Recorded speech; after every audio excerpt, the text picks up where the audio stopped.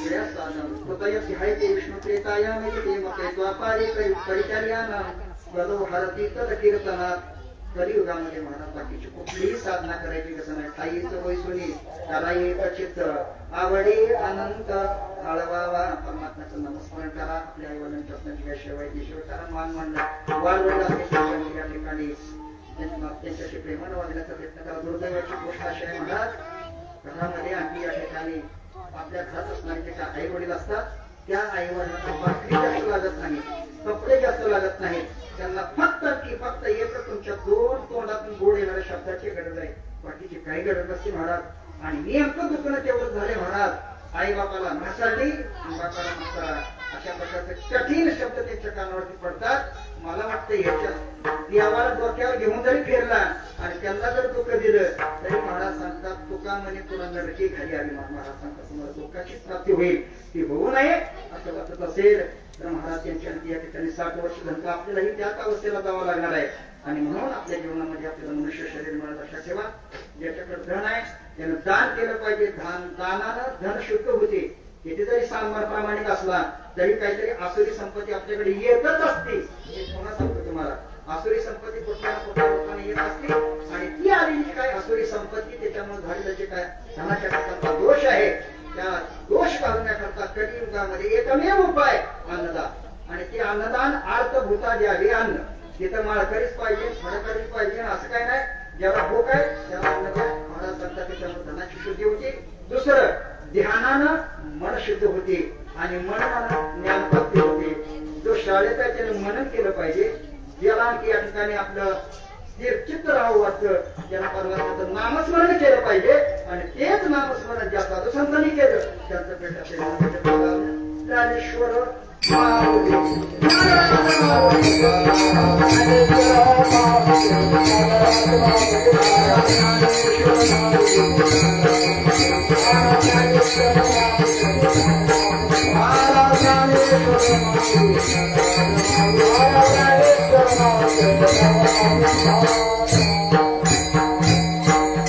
पिंडपदावरी दिला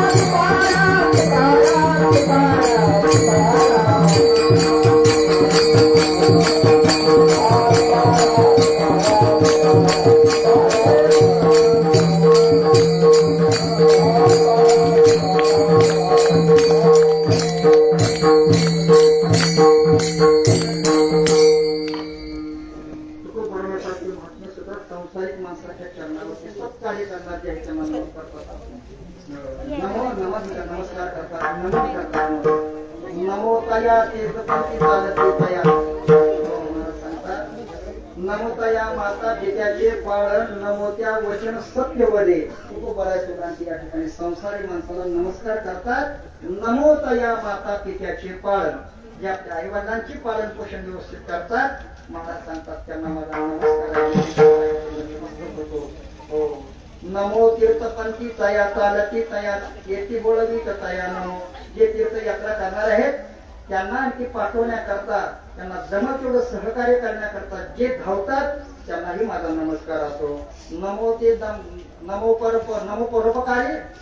जाणे सुख दुःखाने काचे जे दुसऱ्याचं सुख दुःख जाणतो आणि आपल्याकडे असेल त्याप्रमाणे यथाशक्ती काही त्याला मदत करण्याचा प्रयत्न करतो. तुकाराम मागत त्यालाही नमस्कार असो असण्याचा काही भाव आहे. तो भाव त्या श्राद्धाच्या निमित्तानं जमलेली काही पाहुणे मंडळी आहेत त्या पाहुणे मंडळीच्या ठिकाणी आमच्या कर्णामध्ये एकमेकांबद्दल जेवणात व्हायचं जेव्हा उत्पन्न हो अशी भगवंताच्या प्रार्थना करतो.